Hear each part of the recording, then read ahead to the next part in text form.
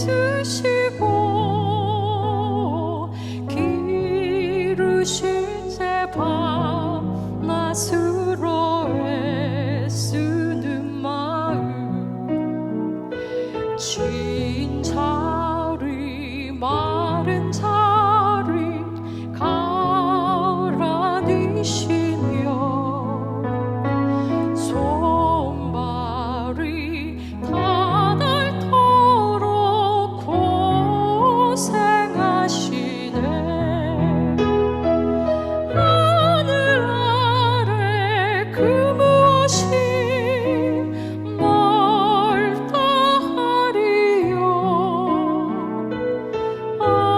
어머님의 희생은 가히 없어라.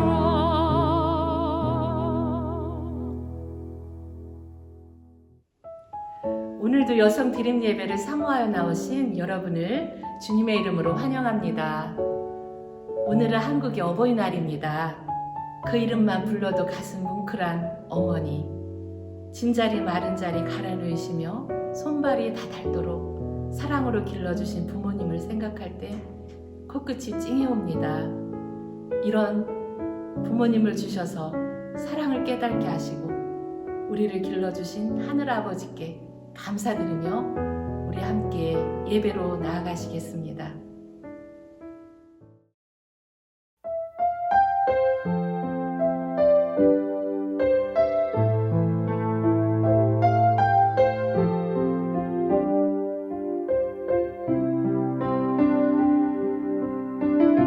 이렇게 찬양하며 나아갑니다. 주붐에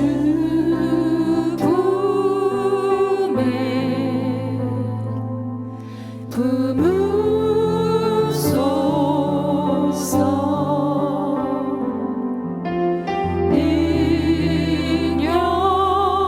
능력에 발로 덮으소서 거친 파도 날 향해 와도 주와 함께 날아오르리 폭풍 가운데 나의 영혼 잠잠하게 주를 보리라. 우리의 시선을 주님께 맡기며 다시 한번 찬양하며 나아갑니다. 주품에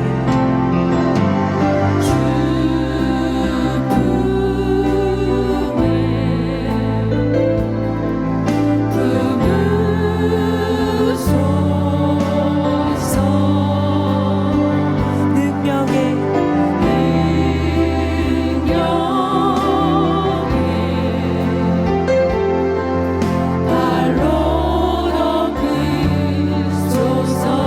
거친 파도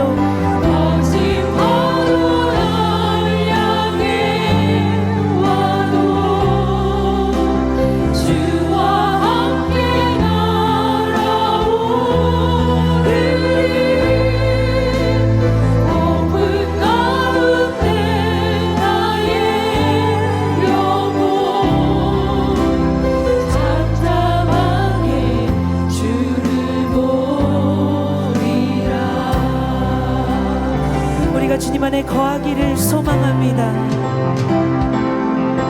주님 안에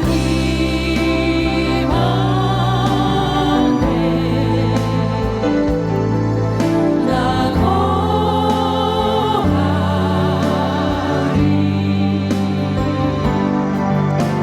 주 능력 나 잠잠히 믿네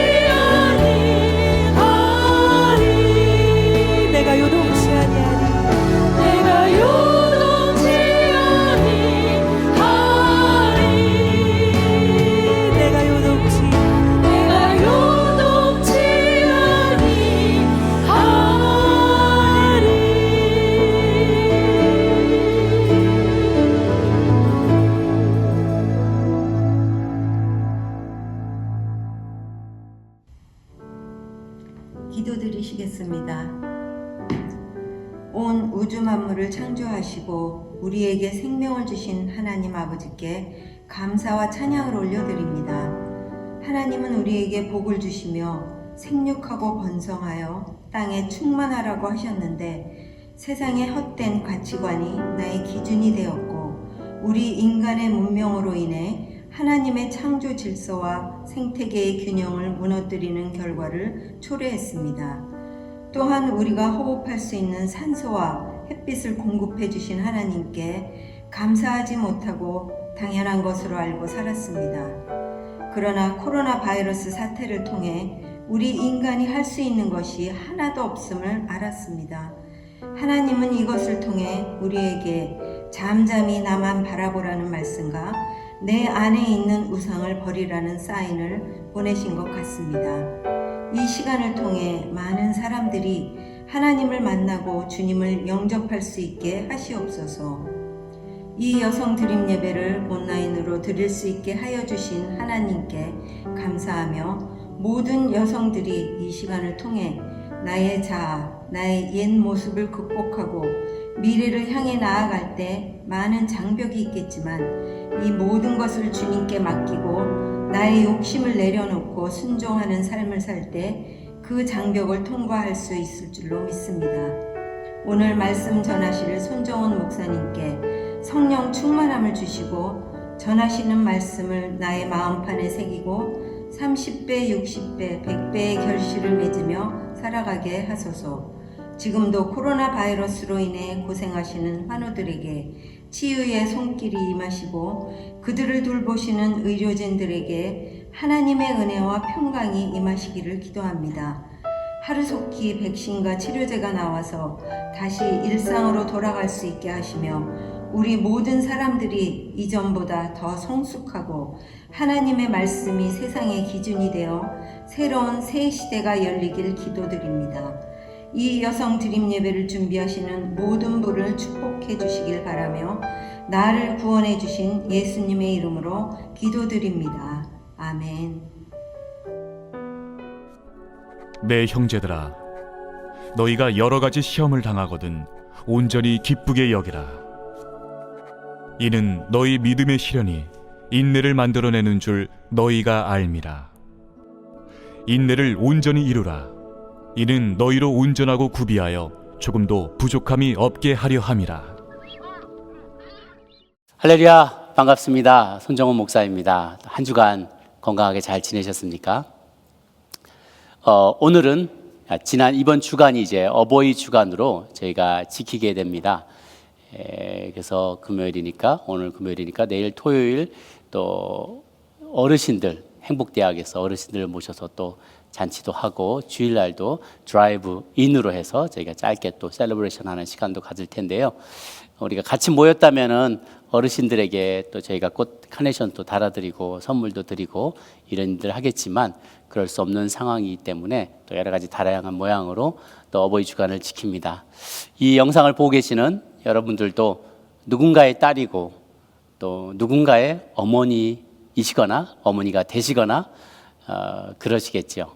그래서 한번 이 기간 동안에 멀리 떠나 있어서 한국의 부모님들이 계시거나 또 타주의 부모님이 계신다 할지라도 한 번쯤 전화 연락도 한번 드리시고 또 작은 선물이라도 드릴 수 있으면 그렇게 해서 나를 낳아주시고 길러주신 부모님에 대해서 한번 고맙고 감사한 마음을 표할 수 있는 시간을 가질 수 있으면 참 좋겠습니다. 저도 해외 생활을 많이 하다 보니까 부모님 카네이션을 달아드린, 제가 커서 결혼하고 나서 직접 카네이션을 달아드린 적이 한 서너 번인가 밖에 안 돼요. 계속 외국에 나가 있어가지고 어버이 주간 때 한국에 없을 때가 참 많았었습니다. 그래서 늘 죄송스러운 마음, 또 죄인된 마음이 있는데요. 이번에도 그래서 지난번에 한번 카네이션을 보내드렸더니 플라스틱으로 된 그 영구 보존할 수 있는 플라스틱을 보내드렸더니 이제는 걱정하지 말아라. 이거 계속 매년 뗐다 붙였다 할 테니까 걱정하지 말아라. 우리 잘 지내고 있다.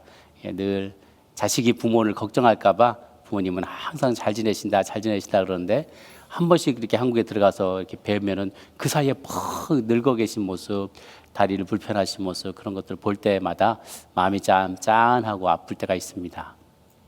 저희들 잘 되라고 얼마나 많이 희생하고 헌신하고 고생하셨는지, 저희들이 우리 자녀들에게 하는 거에 비하면 부모님들이 저희들에게 했던 것은 정말 몇 배나 더 힘들었던 것 같아요. 하여튼 이번 주간 부모님들을 좀 기억하면서 감사를 표할 수 있는 시간이 되면 참 좋겠습니다. 오늘은 챕터 6, 당신의 통제권을 내려놓으라 부제로 한계를 깨달아야 그 너머의 삶을 볼 수 있다라는 제목으로 말씀을 나누겠습니다. 정서적 건강한 영성에 영혼의 어두운 밤이란 표현이 나온다는 거예요. 그래서 각자 자신이 통제할 수 없는 상황, 위기, 통제할 수 있는 수준을 넘어서는 어떠한 상황이나 위기 같은 것을 맞게 되는 경우가 있다라는 것이죠. 근데 경우가 있는 게 아니라 그거를 넘어가야 되는 단계가 있다는 거예요. 이게 어떤 단계를 얘기할 텐데 오늘 그 얘기를 좀 나누고자 합니다. 오늘 171페이지 보면 그리스도를 따르는 우리의 삶은 일종의 여행과 같다, journey다. 그래서 우리가 이것을 spiritual journey라고 표현하죠. 영적인 어떤 여행이라고 생각을 합니다. 그래서 이거는 뭔가 한 판에 딱 뭐가 끝나는 어떤 경기, 예를 들면 승패가 딱 갈리게 되는, 그래서 어느 한 번에 딱 누가 깃발 딱 꽂고 나면 그걸로 모든 게 다 결정이 나는 이런 것이 아니라 인생은 그냥 여정이라는 거죠. 계속 가는 여정. 또 나중에는 인생은 또한 어떤 시즌과 같다, 계절과 같다. 봄, 여름, 가을, 겨울 이렇게 쭉 지나간다. 이렇게 표현을 하기도 합니다. 인생은 여행이다. 그래서 그 인생의 여정을 떠나가는 동안에 많은 과정을 거쳐가게 되는데, 마치 아브라함이 80세에서 출애굽을 돕는 리더로서 세움받게 된 것처럼, 다윗도 목동이라는 삶을 그냥 그렇게 살다가 끝날 수 있었는데 인생의 어떤 새로운 시즌을 맞이하면서 부르심을 받고 골리앗을 물리치고 이스라엘의 왕으로 쓰임받게 되는 것도 우리가 또 보게 됩니다. 12 제자들도 마찬가지죠. 그냥 어부들 물고기 잡거나 텍스 컬렉터로 살거나 그렇게 살다 생을 마감할 수 있었을 사람들인데, 주님의 부르심을 받고 그때부터 인생의 새로운 챕터가 이제 펼쳐지기 시작하는 것이죠. 어떤 사람은 그 벽을 넘어가고 어떤 사람은 그 벽 앞에 그냥 무릎 꿇고 마는 그런 일들도 있습니다. 가룟유다와 같은 경우에 인생의 그 벽을 넘어가지 못하고 자기의 판단의 기준에 따라 부합하지 않는, 자기가 생각했던 메시아의 어떤 퀄리티에 부합하지 않는 예수님을 보면서 배신감을 느끼고 그 앞에서 좌절해버리고 그래서 포기해버렸을 때 그 벽을 넘어가지 못했던 것이죠. 어떤 벽에 대해서 얘기를 할 때 173페이지에 보면 인생의 신앙의 여러 단계에 대해서 얘기를 합니다. 인생에 약 5가지의 단계가 있다고 얘기해요. 그래서 이 단계를 볼 때 우리가 사실 먼저 빅픽처를 봐야 됩니다. 빅픽처, 큰 그림. 큰 그림을 보면서 인생의 여정에는 이런 것이 있구나. 그래서 마치 산 위에서 아래를 쭉 내려다보는 것처럼 빅픽처를 쫙 보면서 내가 갈 길은 저기구나. 여기를 새길을 지나서 저 산 옆으로 지나서 그 다음에 계곡을 지나서 어디로 가면 이제 내 인생의 최종 목적지까지 내 인생의 마감을 할 수가 있겠구나, 이런 생각을 하게 되는 거죠. 그래서 저희들은 그러니까 빅픽처를 그리는 게 참 중요하다고 저는 생각합니다. 제가 이렇게 드로잉하는 거 예전에 이제 대생 수업을 들었던 적이 있는데요. 항상 보면 그 포션이 굉장히 중요해요. 비율이 굉장히 중요해요. 내가 그러면 어디를 그리게 될 것인지, 사람의 얼굴을 그린다면 동그란 통을 하나 크게 그리고 거기를 몇 등분을 하고 눈이 있을 위치, 코가 있을 위치, 입이 있을 위치, 귀가 있을 위치, 요거를 등분을 쫙 해서 요거를 비율이 참 중요한 거예요. 비율. 그래서 우리가 8등신 미이다 할 때 비율이 이게 8분의 1만큼 머리가 조그마한 8등신 미이다 이렇게 하죠. 이렇게 비율이 굉장히 중요합니다. 인생에서도 먼 그림을 그릴 때, 먼 인생의 픽처를 쫙 그려나갈 때 연필을 가지고 쫙 이렇게 재하면서, 이렇게 연필 가지고 우리가 재죠. 잴 때 맨 꼭대기에서부터 4분의 1, 5분의 1, 6분의 1 이런 식으로 쫙 이렇게 재나가면서 연필을 가지고 요걸 이렇게 쫙 재죠. 그래서 그 포션대로 이렇게 그려나가면 되겠다. 여기 와서는 이렇게 그리면 되겠다. 미리 게싱을 하고 있으면 그 일이 닥쳤을 때 당황하지 않게 돼요. 그래서 미리 내가 준비한 어떠한 단계가 있으면 그 일이 왔을 때도 당황하지 않게 되는 것이죠. 그래서 오늘 그림을 보시면 이 큰 빅픽처 가운데서 단계를 제시하고 있어요. 여기 뭐 1단계, 2단계, 3단계를 쭉 얘기를 하고 있는데 첫 단계는 하나님을 알고 삶이 변화되는 단계. 이게 뭐 하나님 처음 만나는 단계죠. 2단계는 제자도를 배우게 되는 것, 주님의 제자가 되는 거예요. 그러고 나면 이제 3단계 가면은 아주 활동적으로 하나님을 섬기는 거죠. 야, 내가 이제 이렇게 구원받았구나. 구원받은 자답게 이렇게 살아야지. 그렇게 하면서 이 마음이 열정이 솟아나면서 열심히 섬겨요. 그때 뭐 전도도 많이 하고 어디 나가서 예배도 봉사도 많이 하고 긍휼 사역도 많이 하고 열심히 가서 성경 공부도 하고 동역 모임도 참석하고 그렇습니다. 그런데 그러다가 이제 어느 순간에 벽에 마주 부딪히는 때가 온다는 거예요. 그런 일들은 어거스틴이나 아빌라의 테레사나 이그나시우스의 로욜라나 뭐 에블린 언더힐이나 존 웨슬리나 옛날 사람들은 뭐 이그나시우스의 로욜라 뭐 아빌라의 테레사 이렇게 동명이인들이 많았기 때문에 살던 동네 이름을 딱 해서 세인트 프란시스 오브 아시시 동네의 마을 도시에 프란치스코 이렇게 이름을 붙이는 거거든요. 일단 이름이 좀 이상하게 되는 거는 다 그런 겁니다. 이런 성인들 그 고대의 어떤 중세나 고대의 어떤 그 영성이 탁월했던 영성가들의 글을 보면은 그들이 다 한 번씩은 이런 단계에 대해서 이야기를 하더라는 것이죠.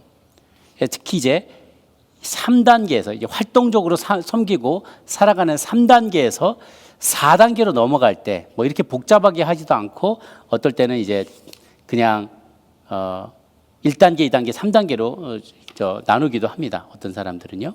어쨌든 뭐 조금 더 고급 단계로 넘어가죠. 신앙의 초급, 중급에서 진짜 고급으로 혹은 신앙의 아주 초보에서 초중간 정도에서 좀 더 깊이 있는 어떤 영성의 세계로 딱 나가기 위해서는 어떤 한 벽을 부딪히는데 그 벽을 반드시 넘어가야만 한다는 거예요. 그래서 다른 것처럼 우리가 뭐 집을 지을 때도 마찬가지지만 기초를 닦고 바닥을 파고 뭐 콘크리트를 공구리 친다 그러는데 이거 시멘트를 쫙 치고 그 다음에 거기 위에다가 막 그 철근을 막 심을 박은 다음에 그 다음에 벽돌을 이렇게 올려나가고 창문도 지붕도 올리고 인테리어를 하고 뜰을 만들고 막 이런 과정들을 스킵할 수 없다는 거죠. 하나부터 바닥부터 놓고 천장을 지붕을 올릴 수는 없죠. 벽도 없는데 그런 것처럼 우리의 영성도 스피리추얼 저니도 한 단계 한 단계 스텝 바이 스텝 밟아 나가야 되는데 그 단계가 중에서 제일 중요한 게 3단계에서 4, 5단계, 6단계, 3단계에서 4, 5, 6단계로 넘어가기 전에 딱 마주치게 되는 것이 벽이라는 거예요. 벽. 내 앞길을 가로막고 있는 어떤 벽이 있어요. 그래서 그 벽은 좀 이따 설명을 하겠지만 이거는 내가 도저히 감당할 수 없을 것 같은 어떤 시기가 오는 거죠. 하나님이 안 계신 것 같고 지금까지 믿었던 게 다 허사인 것 같고 괴로워서 고통스러워서 하나님 앞에 부르짖는데도 하나님은 침묵하는 것 같고 답하지 않으세요. 그럼 내가 지금까지 믿어왔던 게 헛것인가? 이렇게 순간 깊은 낙심에 빠지게 되고 아주 곤두박질하게 되는 때가 온다는 것이죠. 그래서 저자는 그것을 우리의 삶은 단계로 묘사보다는 계절로 묘사하는 걸 본인은 더 좋아한다. 인간에게 season of life, 봄, 여름, 가을, 겨울에 시즌이 있어서 이렇게 어느 한순간에는 정말 어두워지는 어려워지는 때가 이제 찾아온다는 것이죠. 그 예가 예컨대 이혼이나 실직이나 가까운 가족의 죽음이나 암을 겪게 되거나 교회에 대해서 환멸을 경험하게 되거나 누군가 믿었던 사람으로부터 큰 배신을 당하거나 꿈이 깨어지고 좌절되고 자녀들이 방탕하게 살게 되고 어떤 사고를 당하거나 불임이거나 간절히 원하지만 이루지 않은 결혼, 하나님과의 관계의 무미건조함, 기쁨을 상실하게 되는 것. 그래서 난생 처음 믿어봐야 아무 소용이 없다. 믿음이 아무런 효용이 없다고 까지 하게 되는 상황이 오게 된다는 거죠. 믿음이 그 토대로부터 흔들리게 되는 상황. 이런 상황이 이제 인생의 큰 벽, 겨울과 같은 큰 벽을 마주대게 된다는 것이죠. 제가 요즘 앨범 사진, 온라인 사진을 잘 만드신 분들에게 써서 글을 써서 드리는 여기 있는데요. 나무 슬라이스예요. 아마존에서 많이 팝니다. 이 슬라이스를 제가 이렇게 써서 이제 글도 쓰고 그러는데요. 어떤 분 글을 읽다가 보니까 그렇게 쓰셨더라고요. 나무는 겨울에도 자라난다. 나무는 겨울에도 자라난다. 이 나무 안에 나이테가 있잖아요. 나이테를 제가 세보니까 19개 정도가 되더라고요. 19년 된 나무예요, 이 나무가. 가만 보시면 이 나이테가 이제 겨울에 가까워지기 직전에 보면 점점 진해져요. 색깔이 점점 진해지다가 겨울을 딱 마주치게 되면 거기서부터 굵은 선이 그어집니다. 근데 굵은 선이 그냥 선이 아니라 거기도 잘 보시면 한 3mm 정도 자라나요. 많이 자란 건 한 5mm 가까이도 자라납니다. 최근에 자란 건 한 5mm 가까이 저 끝에는 이렇게 자라났죠. 그래서 겨울은 정말 힘든 시간이잖아요. 나무로서도 생존하기도 너무너무 힘든 시간이에요. 어떻게 보면 우리가 지금 경험하는 그런 시기일 수도 있고요. 겨울인데도 불구하고 나이테를 잘 관찰해 보면 나무는 겨울에도 자라나더라는 거죠. 자라나고 있어요. 그래서 저희들은 이것을 보면서도 우리 인생에 아무리 어렵고 힘든 일들이 있다 하더라도요, 그 순간 가운데도 그것을 통과하면서 우리는 통과해야만 깨닫고 자라날 수 있는 인생의 시기가 있다는 것을 발견하게 됩니다. 수없이 많은 벽에 부딪히고, 아브라함도 마찬가지죠. 주님께서 분명히 아이를 준다고 했는데 첫 아이를 낳아줄 때까지 25년을 기다려야 했던 그 시간, 모세나 엘리야나 느헤미야나 예레미야도 다 그렇게, 바울도 마찬가지고 수많은 벽을 통과해왔다는 거예요. 한 번 통과한다고 되는 게 아니고요, 또 이렇게 통과하면 또 다른 시기들이, 또 다른 벽이 기다리는 것을 경험하게 되는 것이죠. 그래서 피한다고 되는 일이 아니더라고요. 꼭 겪고 지나가야 돼요. 이거는 뭐 있어도 좋고 없어도 좋고 없으면 더 좋고 이런 게 아니라 반드시 뚫고 지나가야 되는 통과 의례라고도 할 수 있겠어요. 어렸을 때 그 불주사 맞던 거 기억나십니까? 여기에다가 이렇게 줄 쫙 서가지고 빤스바람으로 다 세워가지고 막 이게 팔 걷어붙이고 여기다 체중 재고 불주사 맞고, 다른 주사 중에서도 이 불주사가 제일 아팠는데 왜 그러냐니까, 왜 그때 보면 기억에 이 주사 바늘을 불에다가, 알코올 불에다가 이렇게 쫙 달구는 그게 기억이 나요.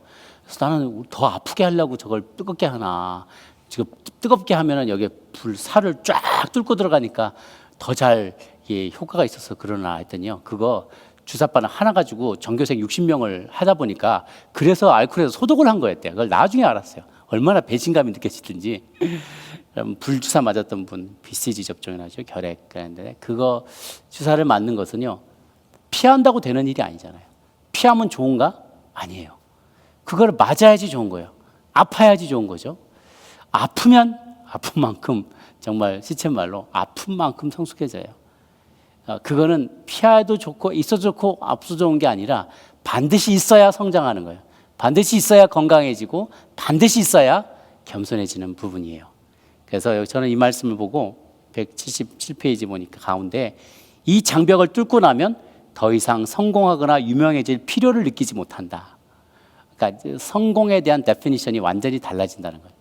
인생 누구 성공했어 라고 할 때 뭔가를 많이 이루고 이런 게 아니라, 내가 하나님 그리스도인답게 살았나, 그렇게 살아가고 있는가. 그러니까 성공이란 게 뭔가 어치브먼트로 한꺼번에 딱 결정되는 게 아니라 살아가는 그 모습, 살아가는 방법, 어떻게 살고 어떻게 실천하고 어떻게 사랑하며 살았었는지를 통해서 다 결정이 된다는 거죠. 그래서 굳이 뭔가를 많이 이뤄야만 할, 굳이 성공해야만 할, 굳이 유명해져야만 할 그런 필요성도 느끼지 못하게 된다는 거예요. 이게 벽을 뚫고 나갔을 때의 일이라는 거예요. 벽을 뚫지 못했을 때는 그 밑의 세계에서는 계속 유명해지고 영향력을 발휘하고 힘을 과시하려는 그런 유혹에 살다가 이것을 뚫고 넘어가 보면 그런 건 다 소용없는 일이구나, 그런 건 다 허무한 일들이구나 라는 것을 깨닫는 어떠한 단계에 이르게 된다는 것이죠. 그래서 이 벽을 중세 영성가들은 영혼의 어두운 밤이다 라고 표현했어요. 영혼의 어두운 밤. 이때가 되면 우리가 도무지 갈피를 못 잡게 될 때가 있어요. 그럴 때는 이렇게 솔직하게 인정하는 게 필요해요. 주님, 저는 갈피를 잡지 못하겠습니다. 하나님 무슨 일을 하는지 잘 모르겠습니다. 저 상처받았어요.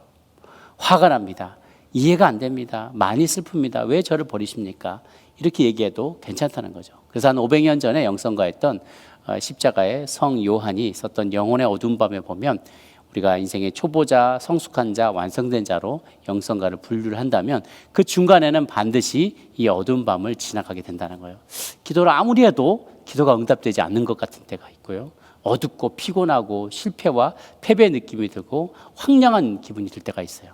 그것은 그때는 주님께서 우리를 팻을 우리 안에는 영혼의 어떤 그 지방지를 쫙 그 기름기를 빼는 시간이다라고 생각하면 돼요. 내 안에 있었던 많은 여러 가지 본질적이지 않은 부분들, 그래서 너무 살쪄 있는 부분, 우리 영혼이 너무 비대해져 있는 부분들, 그런 부분들을 온전하게 정리해 주시는 그런 때인 걸로 생각하면 됩니다. 왜냐하면 더 달라고 하던 그 신앙생활에 달라고 했는데 주지 않을 때 점점 마치 영혼이 금식하는 것 같은 거예요. 점점 에센셜한 부분들, 정말 꼭 필요한 인생의 중요한 부분을 붙잡고 하나님 앞에 나가고 씨름하게 되는 때가 바로 이런 때이기 때문입니다. 그럴 때 우리는 하나님과 더 친밀함을 경험할 수 있게 되는 거예요. 그래서 영적인 초보자들에게는 7가지의 치명적인 결함이 있다 그래요.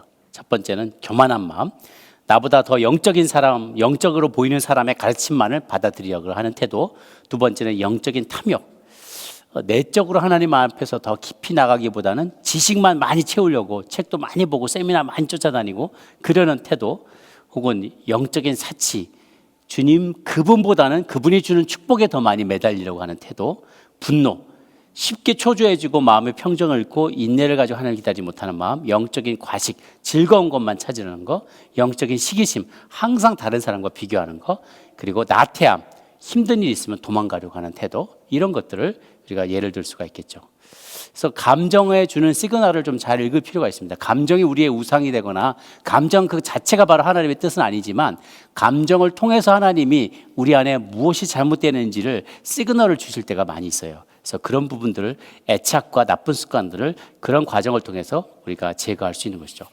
스카치로 목사님이 자기가 어떻게 이 어려움을 통과해 놨는지를 얘기하면서 섬기던 교회 히스패닉 계통의 영어 예배 하나, 히스패닉 예배를 하나 있었는데 그 예배를 섬기던 부목사님이 200명을 데리고 따로 나가서 교회를 개척하는 그 과정에서 굉장히 큰 시험을 받고 한 2년 동안을 정말 사망의 음침한 골짜기를 지나는 것처럼 그렇게 지나왔었다고 하죠. 그러고 나서 바닥을 치고 나서 올라왔을 때 사람들이 다 같이 본인도 느꼈다는 거예요. 뭔가 달라졌다, 완전히 달라졌다, 그런 것들을 경험하게 되는 것이죠. 저도 샌디에고에서 목회할 때 굉장히 어려웠던 시기들이 있었어요. 제 온 가족이 다 학생이었습니다.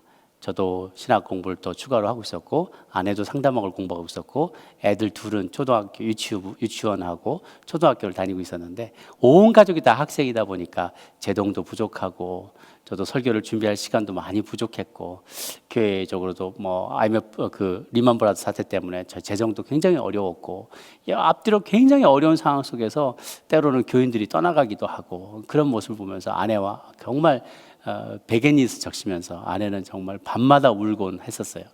우리가 여기 오지 말았어야 됐나 봐. 우리 때문에 성도님들이 불행해지는 것 같아. 우리는 여기서 실패했어. 자꾸만 이렇게 부정적인 얘기들을 평가를 하면서 제가 막 계속 무너져 내리는 거예요. 아니야, 우리는 괜찮아. 우리가 잘못한 거 없어. 그런데도 자꾸 옆에서 우리는 실패했나 봐. 우리 오지 말았어야 됐어. 그러니까 아주 그냥 이 끝을 알 수 없는 이 저 심연으로 그냥 쭉 끌려 들어가는 듯한 그런 느낌을 경험했던 적이 있어요. 한동안 그 슬럼프를 벗어나기가 쉽지가 않았는데요. 조금씩 지나가면서 이럴 수도 있고 저럴 수도 있구나.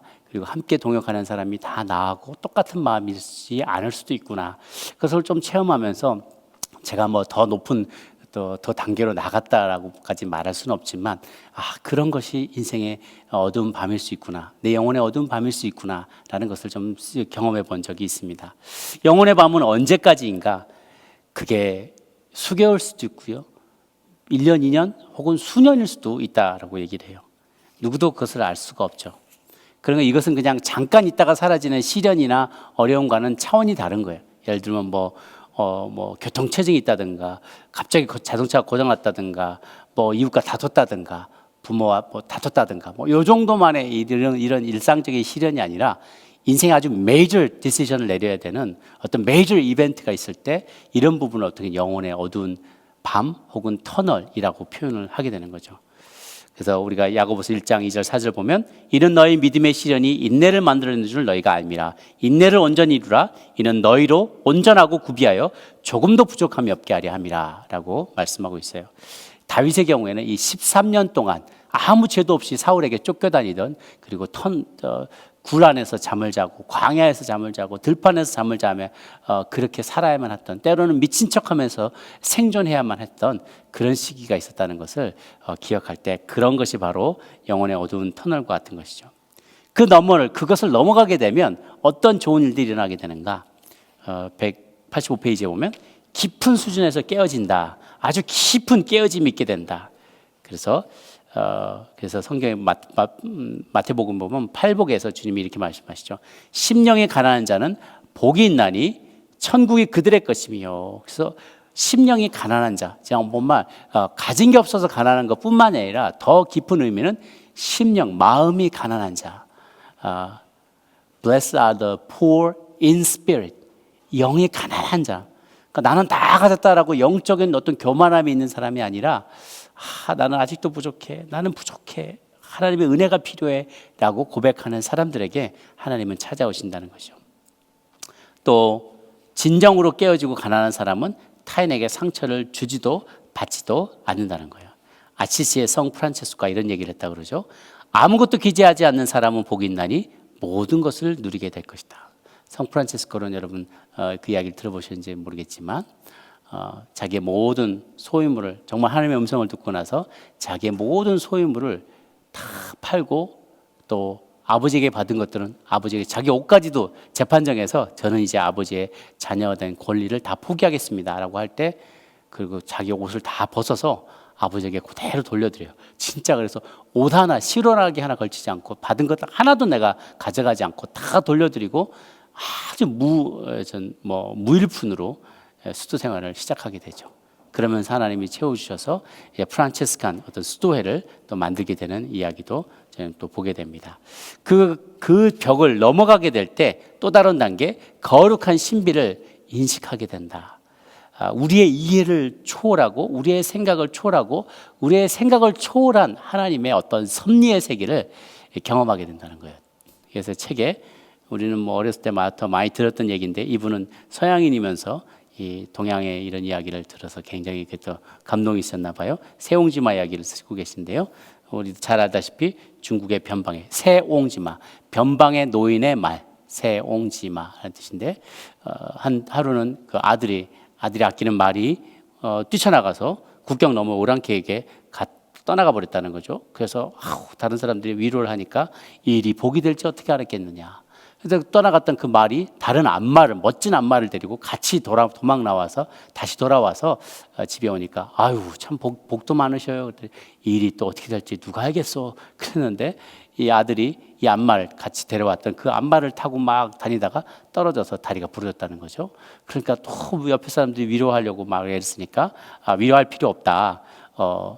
이 일이 또 어떻게 될지 누가 알겠느냐라고 했을 때, 결국은 또 전쟁에 나서 동네 사람들, 젊은 사람들은 다 끌려가서 전쟁터에서 거의 19분 다 죽어서 돌아왔는데, 이 아들만 다리가 부러져서 징병되지 않고 살아남았더라라는 옛날 이야기입니다. 새옹지마, 변방의 노인의 말 이야기처럼 우리의 인생 지사는 우리가 다 알 수 없어요. 그러니까 그 시나리오를 써가는 분이 하나님이신데, 그 엔딩이 어떻게 될지는 우리는 아무도 모른다는 거예요. 이게 신비로운 하나님의 운행하신다는 거예요. 우리 인생의 저자가 되시는 하나님은 드라마를 좋아하시기 때문에 정말 드라마틱하게 인생들을 펼쳐나가신다는 거예요. 그래서 그동안 그것은 미스테리온, 신비다, 미스테리다. 우리 인생은 그렇게 미스테리라고 얘기를 하는 것이죠. 또 그래서 토마스 아퀴나스도 자기가 책을 한 20권을 썼는데, 정말 인생의 말년에는 그리스도의 환상을 본 뒤에 나는 더 이상 책을 쓸 수 없다. 내가 어떻게 하나님에 대해서 말할 수 있겠느냐. 내가 지금까지 쓴 것도 정말 가치 없는 것이다. 이렇게 얘기를 했다고 그러죠. 또 세 번째, 인내함으로 하나님을 기다릴 수 있게 된다는 거예요. 그러니까 목적지향적인 태도, 성과를 내야 된다는 거 생각, 장악하고 들어야 된다는 거, 어떤 내가 의지를 가지고 뭔가를 이루어야 된다 이런 생각이 아니라 우리 시편 130편에 나온 것처럼 나 곧 내 영혼은 여호와를 기다리며 나는 주의 말씀을 바라는도다. 파수꾼이 아침을 기다림보다 내 영혼이 주를 더 기다리나이다 라고 얘기하는 것처럼 wait on him, 그분을 기다리는 것, 그분이 오시기를, 그분이 일하시기를, 그분의 때가 이르기를 기다리는 마음이 꼭 필요하다는 거예요. 아브라함이 75세에 열방의 아버지가 될 것이라는 얘기 듣고 11년 뒤에 이 문제가 해결이 안 되니까, 자녀가 없으니까 그냥 하녀인 하갈과 동침해서 이스마엘을 낳게 됐죠. 그리고 나서도 하나님이 그 아이는 아니다. 그 아이가 너의 적자가 될까, 너의 자녀가 너의 대를 이을 자녀가 아니다. 걔는 서자다. 14년을 더 기다리게 한 다음에 100세가 되어서 마침내 자신의 아들을 얻게 되는 것이죠. 저희도 낚시를 가보면 성급한 사람은 한번 옆에 툭 던져놓고 조금만 뭐 이렇게 하면 움찔하면 그냥 계속 끌어도 아무것도 없네. 또 이렇게 또 던지고 탁 올리고 또 던지고 계속 그러면서 기회를 계속 놓쳐요. 근데 진득한 사람은 늦게 보는 거죠. 늦게 보다가 훅 뭐가 탁탁 치면 그래서 가만둬요. 그러다가 계속 얘가 탁탁탁 오다가 탁탁 입을 딱 물었다 싶을 때 그때 확 한번 채워주는 거죠. 그러면 옆에 훅 죄송합니다. 좀 끔찍한데 확 끄게 되면 그때부터 이렇게 올리게 되는 거죠. 기다리는 때가 필요한 거예요. 뭐든지 기다리는데, 근데 이 주님이 일하시는 타이밍이요. 성경을 가만 보니까요. 우리가 보통 생각하는 그 타이밍보다 거의 한 10배, 20배, 30배는 더 느린 것 같아요. 이스라엘 백성들이 이집트에서 노예로 끌려가서 그 폭정에 살면서 못 살겠다고 도와달라고 살려달라고 그렇게 막 간구하기 시작하니까 주님께서 오케이 알았어 내가 도와줄게 딱 시작한 게 모세를 보낸 거예요. 아기로. 그리고 비로소 그 200만의 이 히브리 노예들을 끌고 나오기까지 80년이 걸렸어요. 그러니까 울부짖은 때부터 주님께서 그 뜻이 이루어질 때까지 80년의 시간이 그런 거죠. 이스라엘 백성이 바벨론 포로로 끌려갔을 때부터 또 70년 동안을 기도해야만 하나님께서 그들 포로기로부터 풀어주셨던 것처럼 숨이 굉장히 기세요. 주께는 하루가 1000년 같다 그랬어요. 1000년이 하루 같다 그랬어요. 그러니까 주님 우리가 막 주님께 주님 도와주세요 그러면 주님이 얘기하시죠. 하루만 기다려. 그게 하나님의 단위예요. 그래서 우리는 너무 조급하게 생각하지 말아야 될 것 같아요. 무슨 일 주님이 나가 곧 오리라 이틀 만에 오리라 그럼 2000년을 기다리는 거거든요. 3일 만에 하루 더 하나님이 내가 곧 오리라 3일 만에 오리라 그러면 앞으로 1000년을 더 기다려야 될지도 몰라요. 그러니까 우리의 생각과 하나님의 생각의 스케일이 달라요. 그러니까 그 생각을 하면 좀 마음이 좀 이렇게 너그러워지는 것 같아요. 금방 답이 안 이루어진다 해도 하나님 하루 더 기다리시겠구나. 그 생각을 하면 되는 것이죠. 그러니까 나의 생각과 하나님의 생각, 특히 스케일이 다르기 때문에요. 내 수준만큼, 내 생각만큼 하나님이 금방금방 뭘 해주지 않는다고 해서 그거 가지고 일희일비할 필요가 없어요. 하나님의 숨으로, 하나님의 스케일로, 또 하나님의 관점으로 자꾸만 바라보듯 애를 쓰는 게 필요하죠. 지난주에 그래서 어린아이의 마음, 어린아이에게서 배워야 될 게 이렇게 관점의 차이란 관점. 자꾸 내가 보는 관점으로 보지 말고 이렇게 아래에서 보든지 아니면 저 위에서 보든지 새로운 관점, 어린아이와 같은 그런 관점으로 보면 못 믿을 게 없어요.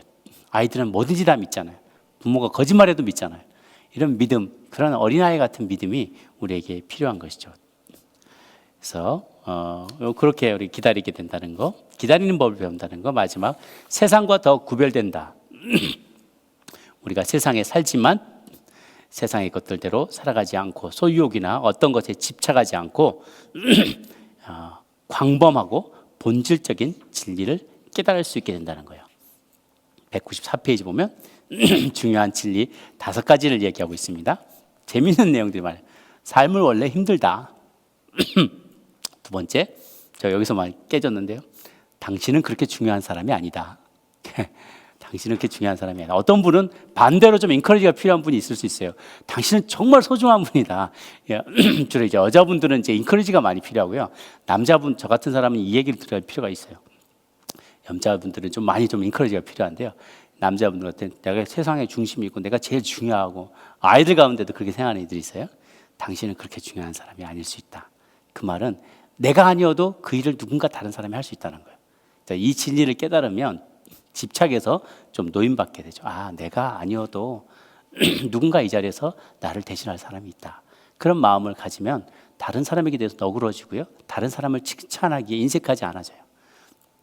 당신 인생이라고 당신만 생각해서는 안 된다. 또 스스로를 통제할 수 있다고 생각하지 말아라. 당신은 언젠가 죽게 될 것이다. 그래서 제가 지난번에 설교했었던 내용 주제가 제목이 당신은 인간입니다. 알죠? 당신은 인간입니다. 저도 인간이고 여러분도 인간입니다. 인간은 유한합니다. 우리는 언제든지 대체될 수 있고 우리는 언젠가는 죽게 될 것입니다. 나 혼자 모든 상황을 통제할 수 없습니다. 나는 인간이기 때문에 하나님처럼 행동할 수도 없어요. Don't play God. 하나님처럼 연기하지도 말고 하나님 신용도 내지 말라는 것이죠. 인간답게 살면 된다는 거예요. 마지막으로 토마스 모트는 이 세상의 사람들 중에 사물을 있는 그대로 볼 수 있는 사람이 정말 얼마나 될지 모르겠다. 주님 안에서 정말 자유로운 것을 배워야 한다. 인간의 한계라는 선물을 껴안고 자신의 슬픔과 상실도 슬퍼하는 법도 또 한계를 인정하는 법도 배워야 한다라고 오늘 챕터 6챕터에서 이렇게 마무리 짓고 있습니다. 그래서 여러분 한번 이 주제들을 쭉 생각해 보시면서 당신의 통제권을 내려놓고 나의 한계를 깨닫고 영혼의 어두운 터널을 탁 뚫고 이제 지나갈 수 있도록 여러분 용기 내시고 힘들더라도 그렇게 하나님 손 꼭 붙잡고 더 나은 영의 세계로 영성의 세계로 이렇게 올라설 수 있도록 이 시간을 유익하게 사용할 수 있는 저 여러분 되시기를 바랍니다. 자, 기도하겠습니다. 우리 한 번 우리 통성으로 합심하여서 기도하기를 원하는데요. 오늘 이야기를 쭉 들으신 것을 묵상하시면서 우리 인생이 열심히 예수님을 믿고 또 새로운 깨달음을 얻으면서 제자도도 배우고 활동적인 삶, 섬기는 삶을 살다가 어느 한순간이 되면 영혼의 어두운 밤을 부딪히게 됩니다. 이 어두운 밤, 이 터널을 지날 때 좌절하지 않게 도와주옵소서. 이상한 일 당한 것처럼 생각하지 않고 내가 마땅히 지나가야 될 단계를 지나가고 있구나라는 생각으로 이 어둠의 시간을 견뎌내게 도와주옵소서. 지옥을 지나갈 때 지옥 안에 머물러서는 안 됩니다. 지옥을 지나갈 때 계속해서 걸어가서 지옥을 통과해 갈 수 있기를 바랍니다. 하나님, 우리가 지옥과 같이 사망의 음침한 골짜기를 지나갈 때 거기 눌러 앉아서 주저앉고 그래서 그 사망의 음침한 골짜기 안에 주저앉아 사는 것이 아니라 살아오던 것, 걸어오던 그 발걸음을 멈추지 않고 지속해서 끝까지 걸어 나가서 이 사망의 음침한 골짜기를 통과해 나감으로 밝은 빛 가운데로 나갈 수 있는 우리들 되게 하여 주시옵소서. 인생에 많은 시즌이 있습니다. 하나님, 겨울이 올 때에도 겨울에도 나무는 자라납니다. 나이테가 자라나는 것처럼 우리도 자라나게 도와주옵소서. 하나님, 우리 인생의 어두운 시기 터널을 지나가면서 인내하는 법을 배우게 도와주시고 나와 다른 하나님의 스케일, 나보다 더 크신 하나님, 더 오래 기다리시고 숨이 더 기시고 먼 데까지 바라보시고 빅픽처를 그리고 계신 주님의 관점으로 내 인생을, 나의 가정을, 그리고 또 우리 교회와 사회와 국가와 열방을, 역사를 통찰할 수 있고 그것을 바라보고 준비하고 해석할 수 있는 저희들이 되게 하여 주옵소서. 주님, 우리 한 분 한 분들을 꼭 붙잡아 주옵시고 하나님, 각자의 자리에서 본당으로 오지 못하지만 그 자리에서 예배하며 기도하며 하나님 앞에 나아갈 동안에 하나님의 더 크신 은혜를 경험하기를 원합니다. 하나님, 영혼의 어두운 터널, 어두운 밤 가운데서도 소망을 잃지 않고 끝까지 인내하며 나아가서 승리하는 우리 모두가 되게 하여 주시옵소서. 또한 감사드리며 저희들 주님께서 주신 그 모든 축복의 그 일부를 감사한 마음을 가지고 나와 주님 앞에 예물로 올려드립니다. 또 드려지는 모든 헌금 가운데도 주님 함께 하셔서 더욱 주를 기쁘시게 하는 일에, 하나님 나라 확장하는 일에 쓰임받게 하여 주시옵소서. 감사드렸고 이제는 우리 주 예수 그리스도의 은혜와 하나님 아버지의 크신 사랑과 성령의 교통하심이 영혼의 어두운 밤을 지나갈 때조차도 낙심하지 아니하고 인내하며 끝까지 기다리며 그리고 그 사망의 음침한 골짜기를 뚫고 지나가 승리하기를 원하는 이 자리에 고개 숙인 주의 백성들, 사랑하는 주의 여종들 머리머리 위에 이제부터 영원토록 함께 합시기를 간절히 축원하옵나이다. 아멘. 네, 감사합니다. 오늘 예배는 이것으로 마치도록 하겠고요. 이제 화면에 드는 질문 사항들이 있습니다. 당신의 인생에서 마주했던 영혼의 어두운 터널 혹은 벽이 있었다면 나눠봅시다. 그 벽이 무엇인지 한번 나눠보시고, 어떤 분은 아직은 벽을 히트하지 않은 분이 계실 수도 있겠어요. 근데 벽을 한번 부딪혀 본 경험이 있다면 그것을 나눠보시기 바라겠고요. 또 두 번째는 당신이 삶에서 가장 기다리기 힘든 일은 무엇이었습니까? 무엇이 이루어지는 것을 내가 계속 기다려왔는데, 내가 취직하기를, 자녀가 나오기를, 자녀가 뭐가 되기를, 남편이 변화되기를, 교회 오게 되기를, 뭔가를 내가 조금 이렇게 놓고 기도했는데 그것이 쉽게 이루어지지 않아서 지금 너무 지치고 낙심되고 그런 일이 있다면, 삶에서 가장 기다리기 힘든 일이 무엇인지 한번 나눠보시면 좋겠습니다. 풍성하게 나누시고 또 이렇게 좋은 깊이 있게 풍성하게 나누시고, 나누는 분들에게 나눠주셔서 감사합니다. 나눈 사람들은 나누고 나서 들어주셔서 감사합니다. 그렇게 하면서 좀 풍성한 나눔의 시간 되기를 바라겠습니다. 감사합니다.